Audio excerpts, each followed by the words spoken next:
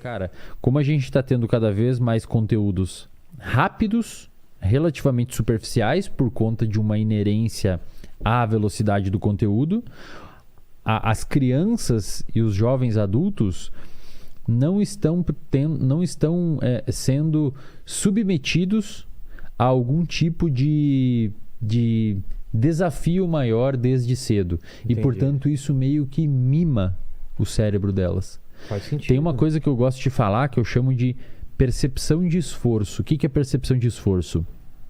Se nós dois levantarmos isso daqui, levanta isso daí. Beleza, os dois pesam a mesma coisa e a gente levantou de uma altura igual. Então, digamos, a gente fez o mesmo movimento do ponto de vista físico. Agora, se alguém passar um questionário para nós de percepção subjetiva de esforço, você vai relatar quanto você se esforçou para fazer isso e quanto eu me esforcei. Dá para fazer coisas semelhantes no sentido intelectual. Então, digamos assim, a gente pega cada um livro, a gente lê um capítulo de um livro e alguém pergunta para nós quão custoso foi para você ler esse capítulo do livro. Quão custoso foi para você se aprofundar nesse capítulo do livro, entender o capítulo do livro. Hoje em dia, as crianças e os adolescentes estão cada vez falando mais, que é muito mais custoso do que uma pessoa, por exemplo, a geração dos pais, muitas vezes. Por quê? Porque o cérebro está se acostumando a ter contato com coisas mais rápidas e mais fáceis. O nosso cérebro, ele é muito parecido do ponto de vista metafórico, explicando a parte funcional dele, com um músculo. Então, se você vai na academia e você faz um supino de 10, o seu músculo ele se adapta frente àquele estímulo resistido. As fibras rasgam. As fibras hipertrofiam, elas rasgam. Você come, você fortalece aquele músculo para no outro dia você conseguir levantar 11. E daí e vai crescendo. Ou semana que vem você vai levantar 12. E daqui 5 meses vai levantar 15. O cérebro é parecido? Muito. Claro que ele não cresce do ponto de vista físico, mas existem estruturas dentro do nosso cérebro, que a gente chama de neurônios, que são as células do nosso cérebro. E esses neurônios, eles se conectam uns com os outros. As sinapses, exato. E aí existe uma máxima de um pesquisador que viveu na década de 50, era um psicólogo de Harvard, chamado Donald Hebb. Ele diz que neurônios que disparam juntos, isto é, células que disparam é quando ele está ligado, digamos assim. Neurônios que disparam juntos se fortalecem juntos. O que significa isso? Digamos que você vá aprender que a capital do Brasil é Brasília. Isso é uma memória que você formou. Quando você forma essa memória, vamos imaginar que existe aqui essa parede toda é feita de neurônios do seu cérebro. Quando você forma essa memória, algumas das luzes dos fios aqui da parede disparam, outros não. Uns sim, outros não. Como se ficasse uma trilha dentro do seu cérebro. Essa trilha, quanto mais você fortalecer e mais você usar ela, mais forte ela tende a ficar. Então, uma das melhores formas de você fortalecer o seu cérebro... Como um rio, ele vai criando um sulco. Exato. E um caminho, porque ele vai passando várias vezes pelo meu caminho e vai marcando aquele caminho. É um campo de grama que você passa todo dia. Fica uma trilha. Uma trilha. E aí, quanto mais você passa ali, a trilha fica mais evidente e mais fácil você olhar para a trilha e lembrar dela. Aprendizado é assim, cara. Mais difícil você se perder. Mais difícil você se perder. Aprendizado, aprender coisas, é exatamente a mesma coisa. Só que em vez de ser a trilha, os seus neurônios se conectam juntos. E eles ficam conectados juntos. Existem algumas conexões de neurônios que ficam juntos tão fortes, mas tão fortes... Normalmente elas acontecem num contexto de trauma, que elas são o substrato neurobiológico do transtorno de estresse pós-traumático. O que é um transtorno de estresse pós-traumático? Você viveu um acidente de carro. Cara, aquilo ali formou tão forte uma memória no seu cérebro que você começa a ter medo de andar de carro de novo porque você tem uma memória muito forte de um trauma. E para quebrar isso daí é difícil. Tem algumas memórias... Especialmente quando envolvem, por exemplo, abuso na infância, que elas tendem a ficar muito fixa, cara. Muito fixa. E escondida às vezes? Então, podem esconder. Tem caso que a pessoa esquece? Tem casos que ocorre um processo chamado de despersonalização. O cérebro... Isso é muito louco, cara. O cérebro, ele meio que faz você ter uma... Vai parecer bem maluco isso, mas é uma situação bem estranha mesmo. Despersonalização é tipo quando você sai de você e você se enxerga de fora, como se você fosse outra pessoa. Entendi. E o cérebro tende a fazer isso em alguns transtornos de estresse pós-traumático que tem despersonalização junto, principalmente com abuso e principalmente sexual. Não necessariamente físico, mas sexual. Abuso sexual é um trauma muito forte para o nosso cérebro. Muito agressivo. Preditor de muitas doenças psiquiátricas na idade adulta. E muitas vezes o cérebro tira a sua percepção de que é você no momento do trauma, quase como se fosse uma forma de se proteger. De você falar, não fui eu que passei por aquilo, foi outra pessoa. De tão agressivo que é. Então aquela memória fica forte. E para quebrar, cara, é muito complicado, mas envolve um processo gigantesco de psicoterapia, que a gente chama de psicoterapia cognitiva comportamental, envolve processo de dessensibilização, enfim, aí é todo um esquema gigantesco. Medicamento também, às vezes? Quando necessário, é importante medicamento também. Eu estava pensando, enquanto você estava falando desse emborrecimento das gerações mais novas, será que não tem a ver também que o processo, me corrija se eu estiver falando besteira, o processo de aprendizado da gente é muito através de associações, certo? Eu vejo... Sim, é uma das principais formas de aprender. Eu vejo um gato, meu pai fala, é um gato. Eu vejo um outro gato de outra cor e eu pergunto pro meu pai, é um gato? É um gatinho? Ele fala, é. Aí eu já associo e vou criando associações que me definem o que é o gato e onde deixa de ser um gato para ser um leão, para ser E outro esquema, onça. Você vê o seu pai chegar perto do gato e puxar a barbinha dele e ele dar uma patada, você associa, não posso chegar lá perto.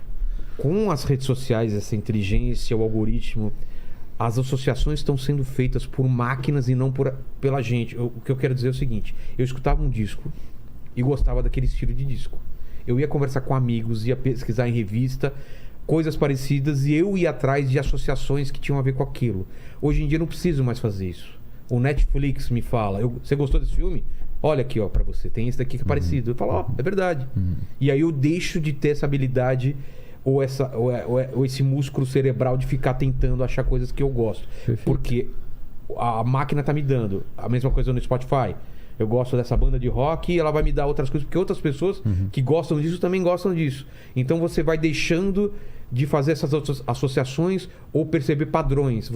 Porque uma das coisas do ser humano também é de perceber padrão. Tem um padrão, quebrou o padrão, ou é perigo, ou é alguma coisa que eu tenho que perceber. Não acontece um pouco isso também? Eu estou viajando demais? Não, tem sentido. É um afunilamento, né? A sua experiência ela começa a ficar cada vez mais limitada dentro daquele funil específico. Alguns sociólogos chamam isso de bolha. Você cria uma bolha.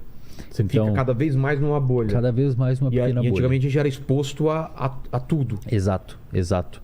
Por exemplo, se eventualmente tiver um sistema exclusivamente EAD, muitas vezes o seu filho, a sua filha, não vai ter a possibilidade de se expor a um contexto escolar com várias pessoas. EAD é escola à distância, educação à distância. Exato. Então, é importante para o ser humano em geral ter o que a gente chama de repertório comportamental. O que é repertório comportamental? Você se submeter a diversas situações, mesmo que essas situações sejam nocivas. Sejam traumatizantes. Porque assim... Faz parte, né? Pensa assim, esse é um tema assim, é complicado porque muita gente pode entender errado, mas... Um dos problemas que está por trás desse emburrecimento das gerações atuais é uma hiperproteção dos pais. Então, por exemplo, a criança vai para a escola e tem que apresentar um trabalho, aí a criança chora em casa, fala pro pai que não quer apresentar o trabalho, aí o pai liga para a diretora, fala, não tem como aliviar pro lado do meu filho, ele tá ansioso aqui com o trabalho. Cara, tem que apresentar o trabalho, Ou o filho chega em 15º na corrida e o pai fala, não existe vencedor nesse negócio. Todos são campeões. Cara, o negócio não é traumatizar o filho que fala que ele é um merda, mas também ele entender que tem uma pesquisadora, dá pra melhorar, né? Tem uma pesquisadora chamada Carol Dweck, que ela escreveu um livro chamado Growth Mindset. Um livro Mindset, Mentalidade do Sucesso, uma coisa assim, a tradução do Brasil. Ela é uma pesquisadora de Stanford, muito foda. Esse livro foi mal entendido na tradução para o Brasil, em português. Inclusive o termo mindset, muitas pessoas já acham um termo ruim, mas é muito bacana a ideia que ela... Ele foi meio banalizado, foi caramba, banalizado. Né? Ela fez uma pesquisa na década de 90 mostrando uma coisa muito bacana, cara. Na década de 90 ela fez algumas pesquisas mostrando uma coisa muito bacana. Você sempre tem que, sempre, e isso também é uma coisa que não acontece hoje, e também está no guarda-chuva que sustenta a existência de uma criançada e uma molecada mais burra, mais inapta comportamentalmente. Esse é um bom termo. Inapta, cara. Também. Tipo assim, você precisa fazer um negócio. Trava. Eu quero um suco, pai. Aí você pede o suco pro garçom. Pede pro garçom, chama o garçom ali. Não. Chama o garçom. Chama ele, chama o tio ali, ó. Não tem problema. A criança tem medo e aí o pai protege. Aí você não cria repertório. A criança fica inibida, ela não consegue fazer. Cara, esses dias me mandaram na caixinha no Instagram lá. O cara me mandou na caixinha do Instagram e falou assim: cara, eu tenho 19 anos e não sei pedir um Uber. Meus pais pedem pra mim até hoje. Meu Deus. Que é isso, cara? O cara... E a galera por aí se virando, pegando o busão e, sei lá, velho, faz as coisas. Por exemplo, você é um cara que faz stand-up. Teve um momento que você teve que subir lá e fazer um negócio, velho. E suado, medo do pavor, caralho, ninguém vai rir. Cara, e o stand-up acho que é o pior, mano. Claro porque você não tá fazendo um personagem. Você tá de cara limpa. É você, mano. Os caras não gostaram de você. Exato, cara. Não é do palhaço tatá que você tá fazendo. É você, brother. Exato. É o pior de todos. Eu admiro muito quem faz stand-up. É um cara que tem muito culhão. E é viciante também, cara. Pô, imagina. Porque a resposta é tão rápida do público que aquilo te vicia. Deve ser da hora pra caralho. Eu quero aquilo de novo, eu quero aquilo de novo. Né? A Carol Dweck mostrou na década de 90 o seguinte. Vamos pegar 2 grupos de pessoas, de adolescentes, de crianças e adolescentes. Vamos dar para essas crianças e adolescentes uma prova de escola. E vamos deixar elas fazerem as provas, estudar um tempinho e fazer as provas. Num grupo a gente vai elogiar a nota e no outro grupo a gente vai elogiar o esforço de ter estudado. Então a pessoa tirou 9. Pô, parabéns pelo seu 9. Parabéns pela nota, filhão. Parabéns pela nota, não sei o quê. O outro tirou 9. Cara, parabéns por ter estudado e se esforçado. Diferente, é bem diferente. O que ela percebeu acompanhando essas crianças no follow-up? Aquelas crianças que tiveram o esforço elogiado, quando tiraram uma nota baixa, tendiam a continuar estudando mais e não se frustraram tanto. Tá. Aquelas crianças que os pesquisadores recompensaram e elogiaram a nota, então parabéns por ter tirado 9. Quando a criança tirou 7, elas ficaram muito mal. Entendi. Por quê? Porque as pessoas condicionaram ir bem à nota. No outro grupo, o ser bom era estudar.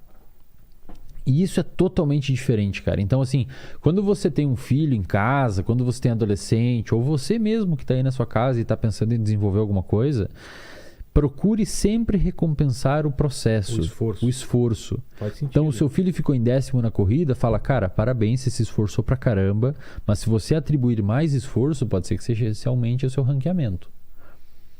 E assim como se ele chegar em primeiro, você fala, isso aí é resultado do seu esforço. Não parabéns. Porque se você recompensar o produto final... Ele pode querer achar atalhos para conseguir aquilo. Atalhos para conseguir. E quando não conseguir, significa que se ele só recebeu o parabéns quando estava lá, significa que se ele não está lá, ele não é nada. Não, significa que se ele colar na prova e conseguir um A, é tão bom quanto ele estudar. Exato, cara. É exatamente isso. Então, sempre recompense o esforço. Salve família, canal Mente Evolução para você que busca autoconhecimento, espiritualidade, sabedoria, entre outros assuntos que vão te ajudar na tua caminhada pessoal.